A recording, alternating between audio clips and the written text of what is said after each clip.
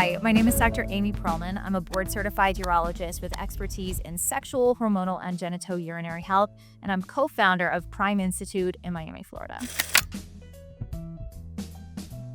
Genitourinary syndrome of menopause, otherwise called GSM, is kind of this new term that has emerged. So any symptom that you can think related to the genitals could be part of GSM. Let me give you some examples. Could be urinary urgency. All of a sudden you get the urge, you better run to the bathroom. Urinary frequency could be leakage of urine, pain with sex. And oftentimes we think of, it's just a little bit of vaginal dryness, but some people describe it feels like razor blades in that area, or they can't wear jeans because the area is so dry. So it's not as simple vaginal dryness. Urinary tract infections, and I don't know about you, but if you've ever had a urinary tract infection, there's nothing simple or uncomplicated about a UTI. It puts grown women in fetal position. So all of these symptoms that I think alone seem so benign or simple and easily treatable, when you actually combine all of them, can actually make a woman very miserable. And also GSM encompasses some more sexual related symptoms. Like, as I mentioned, pain with intercourse, could also be reduced lubrication or difficulty reaching climax. I think a lot of people think that libido in women is just gonna drop as we get older. But the reality is there are certain reasons why in a lot of women libido goes down. And oftentimes it's hormonally driven. So let's define menopause, because a lot of people don't even know what menopause is, surprisingly enough. And menopause is one day in our lives. It is the one day after which we have not had a period for 12 straight months. And so before menopause, if we have some symptoms, that's perimenopause. And then anything after menopause for the rest of our lives, right? Could be 1/3 of our lives, is postmenopause. The reality is when we go through perimenopause, menopause, and postmenopause, our hormones take a deep dive where we then go from what Rachel Rubin calls a full tank to an empty tank. And part of that symptomatology, or part of things that we can experience in that whole process when our hormones go haywire, is low libido because of this drop in estrogen.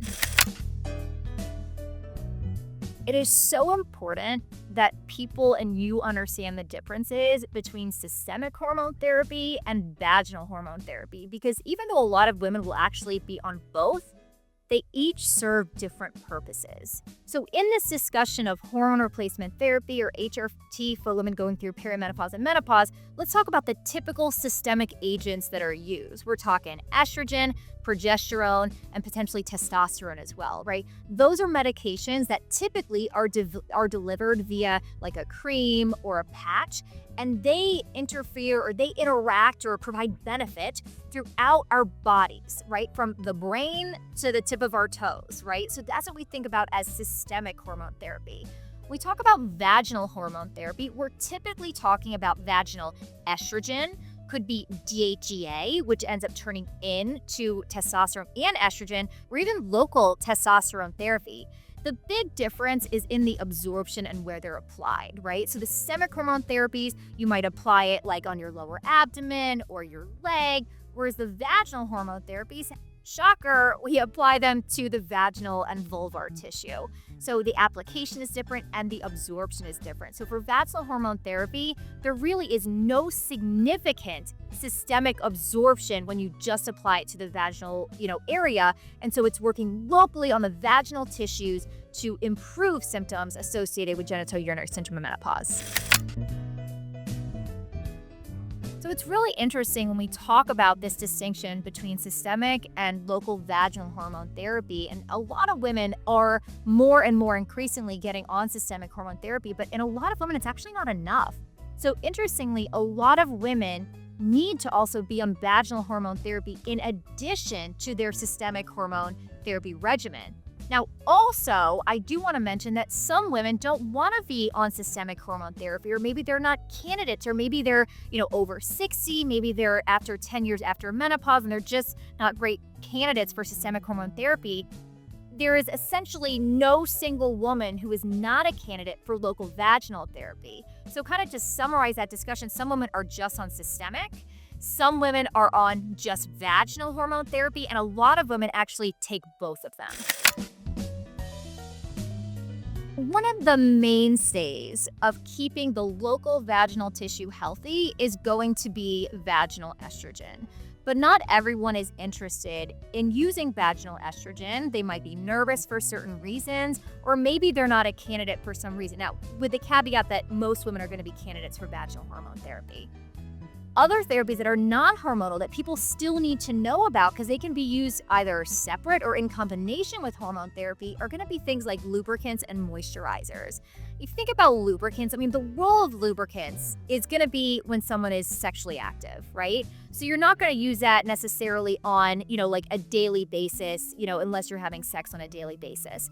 The key thing with lubricants, and oh my gosh, there are so many lubricants out there and not every lubricant is created equal. So I've had so many patients, they try a lubricant from the local, convenience store and they say, I don't like it, it's sticky, it's messy, it gets on my sheets.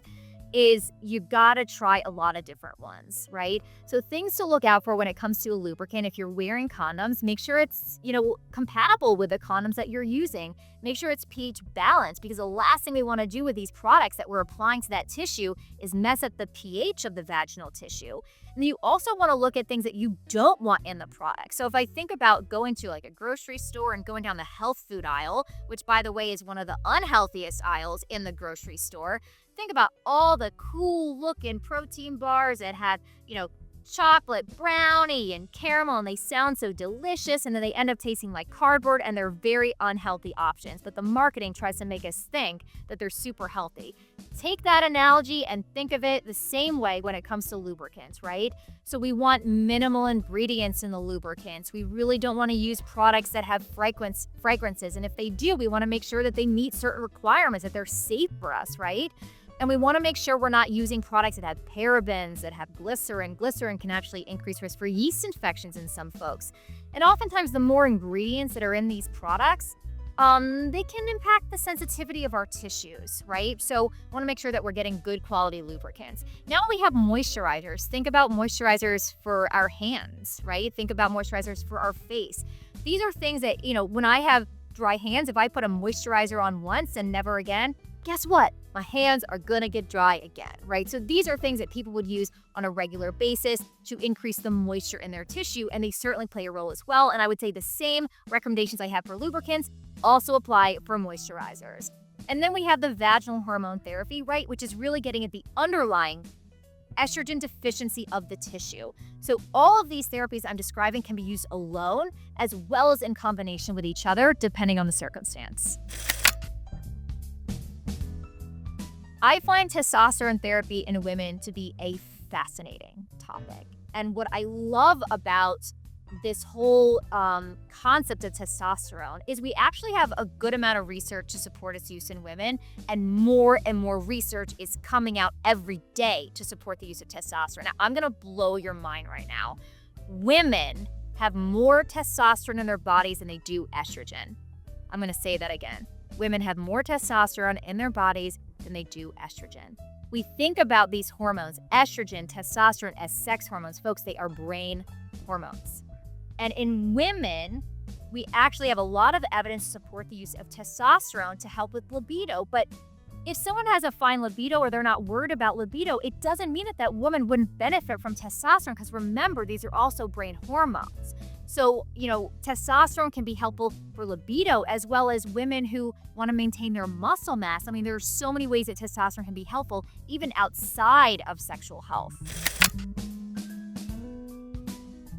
As a urologist, I have a very defined role when it comes to helping my patients. And Dr. Rachel Rubin describes this concept of building your pit crew. And I think she recently mentioned it was such an interesting story that she provided, because she said, when I'm referring one of my patients to another provider, I don't want them to think that I can't help them anymore and I'm dropping them off with someone else and, I'm going to let someone else take care of them. She's like, instead of sending them out, I'm bringing more people in to help this patient. And that's what I think about this role of the pelvic physical therapist and the sex therapist and the intimacy educator is, if we want you and our patients to have the most amazing sexual and intimate experiences with yourself and your partners, we need help to do that. And I see women and men with pelvic pain and pain with intercourse and urinary symptoms and constipation. I need the help from my pelvic physical therapist to help with those symptoms, right? They help my patients understand how to poop. Whoever taught you how to poop? No one ever taught you how to poop, right? But pelvic physical therapists teach grown adults how to poop in a way that doesn't get you constipated and limits pelvic pain and other symptoms. I rely on my sex therapist to sit down with patients and unpack everything that's happened in their lives that contribute to their current experience in the bedroom. And that, as a urologist, I had this recent experience. I was sitting in front of a patient. I did a surgery on him a few months prior. And after 2 hours of talking with him, he said, "Amy, you should get a master's in psychology because you're great at therapy." And I said, "I don't need a master's. All I have to do is sit down and just listen to you talk to me for 2 hours." But I'm limited, right? I can listen, but I don't have the expertise like my sex therapy colleagues do to actually offer tangible advice. So for my guys who come in who have premature ejaculation, delayed ejaculation, they have any concerns, with their relationships, they have prior trauma. Like, honestly, when I think about my referrals to sex therapists, geez, I think everyone would benefit from seeing a sex therapist. And not even when you're having trouble in your relationship. Like, what a world it would be, a girl can dream, right? If all of my patients saw a sex therapist when they're early on in their relationship, so they could figure out with this new partner, what do you like? What do I like? How are we going to communicate when, I want something a little bit different? How are we going to talk about our fantasies? And in a way that encourages us to still explore and doesn't shame myself or the other person for wanting something different or better or, whatever it is. And so I rely on my sex therapist too. And then intimacy education, there's a woman, her name is Susan Braddon. She's out of California. She's fabulous. And she is an intimacy educator. And, she says in a lot of her work that in order for people to have great sex, which who doesn't want that, you need 3 things. It's like the 3 legs to a stool. You need to be in great health, you need to have great communication, and you need to have great technique. And who is teaching the technique? It's the blind leading the blind.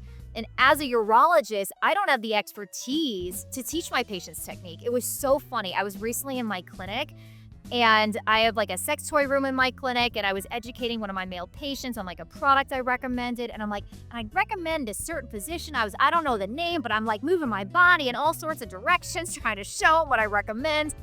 And I probably wasn't that helpful, right? But so many of my patients just need to learn how to change up their technique. It's the monotony of heterosexual monogamy, and people get bored. That's not just a male thing. And so I love the intimacy educators because they teach people with online courses and different discussions. How do you have the best sex right now for the body that you have right now, in the relationship that you're in right now, in the home that you're in right now? And everyone would benefit from that discussion. It's so interesting when it comes to the low libido space in women, because so many people think that there are no therapies, which could not be further from the truth. In fact, some of when it comes to these medications, there's more research, actually, low libido for women with some pharmaceuticals and so many other areas of medicine in general. There are 2 FDA-approved therapies that are approved for premenopausal women. One is a medication called flibanserin, or the little pink pill. I wore my pink blazer, right, in honor of the little pink pill. And then we have a medication called bremelanotide, which is an as-needed injectable medication. And the 2 medications, they work differently. So the flibanserin works via increasing dopamine and norepinephrine and reducing serotonin. Bremelanotide works via the melanocortin pathway. And how I look at these medications is they give people the itch they need to scratch. So I could, have my patients see a sex therapist for years, and that person could counsel them on all the relationship techniques and the communication that they need to have with their partner. And I could counsel my patients on all the best vibrators that they could get, like the magic wand and the thorough suction devices. But if they don't have the itch they need to scratch, they're going to waste that purchase on the vibrator, and they're not going to use it. So I love these medications because the largest sex organ in the body is the brain. And they work on the brain to increase desire and arousal in the woman so she actually wants to take action. I have these incredible stories from recent patients I treated. I have a woman, she's like in her 60s, great relationship with her husband, and she says, Amy, I want to want it, I just don't want it. And so I started her on one of these medications. She says, I woke up in the middle of the night the other day and I wanted to have sex with my husband. And I sat on the edge of my chair and I said, and then what happened? And she says, I thought about it. And I didn't wake him up. And I was like, what's wrong with you? Right? But that was a big deal for her because she doesn't initiate. And the fact that she woke up in the middle of the night and wanted to have sex with her husband, that changes relationships. And that's what I love about these medications. And they're well studied and they're well tolerated and they're effective in a lot of women. One of my favorite questions to ask patients is the sex worth wanting? And I think some people are a little taken aback by that question. And it's not like a dig on their partner that they're a bad partner. But if the sex is not worth wanting, why would someone want it? And the reality is, as we go through our lives, a lot of us need certain types of stimulation to actually feel pleasure. And so the role of sexual wellness products, I'm not going to recommend a sex toy or a vibrator to every single person that I see, because I see some patients that say, look, when I'm having sex with my partner, it's great. It feels great. That's not the issue. It's they just may not want it for whatever reason, likely hormonal in a lot of different cases. But for people who say, when I'm having sex with my partner, I just don't really feel it, or it's not enough stimulation, or wow, it just takes me 45 minutes and that's a lot of pressure on me to climax, that's where sexual wellness products can be really game changing, right? Think about the last time you were in your kitchen cooking dinner. And the spiral zucchini and you make it into spaghetti. Do you do that one by one? No, that's ridiculous. You get one of those machines and you let it spiral it for you. If you're making a cake for some sort of event, do you always make a cake from scratch? I mean, sure, some people do. Nothing wrong with it. But sometimes you just want to take a box out of the pantry and have it take 5 minutes rather than, 60 minutes. And that's where sexual wellness products can really take people from 0 to 60 in a quicker period of time. What I hear from some of my patients, especially as they're in long-term relationships, is it just takes a lot of effort to get themselves or their partners to reach climax. And some people don't want to put in the effort, and some might call them lazy, which could be true in some circumstances. But sometimes it's, I got home from work, and I'm really tired and I still have to cook dinner, but I still want to feel pleasure. So how do you make that easier? Well, you get a product where you can just lay back and relax and feel pleasure and not have to do all this work. And then it's a win, where I think the real win is where people can be super authentic in their relationships is to still be intimate with one's partner, right? And to not use these toys as replacements, but to use them as adjuncts. And for the people out there, the naysayers that say, well, I don't want it to replace me and I'm good enough. Well, don't you want the most pleasure for yourself and your partner? So I encourage people to come from a place of abundancy rather than from a place of deficiency, and to say, I might be having really good sex right now, but maybe this Friday I want to have even better sex, or I want different sex. And folks, that's where I think these sexual wellness products can be game changers, whether it's our relationship with ourselves and even with our partners. I have so many thoughts. Okay, so for much of my career and training, I specialized in men's health, male hormone health, male sexual health. And I started having all these guys that said, Amy, I feel amazing. I'm on testosterone. I'm on my daily tadalafil. I'm getting erections. I like how I look in the mirror, like so many things. But they say my partner doesn't want to have sex with me. Who the heck am I helping in that scenario, right? And so when my patients were saying, can you help my spouse? I would say, well, it's out of my area of expertise. Let me refer you to a colleague. And then, I'd see them back in 3 months and they said they couldn't get in for an appointment or they didn't pick up their phone. Any excuse you can hear, I've heard it.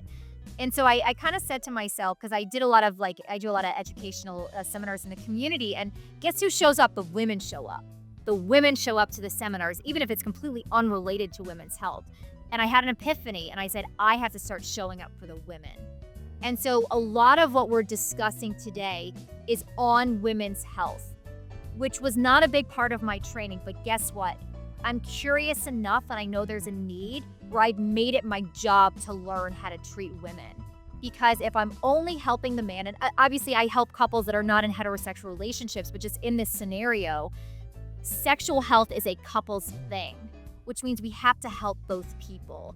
And I love all the therapies that we're discussing in this content, because between hormonal and non-hormonal and toys and sex therapy and intimacy education and pelvic floor physical therapy, honestly, there's not a single person I can't help because we have so many tools. And that's my message, is that if you have a question or you have a concern or you just want to experience more pleasure, you have a place in this healthcare system and you have a place in this algorithm of all the different things that we can help you with.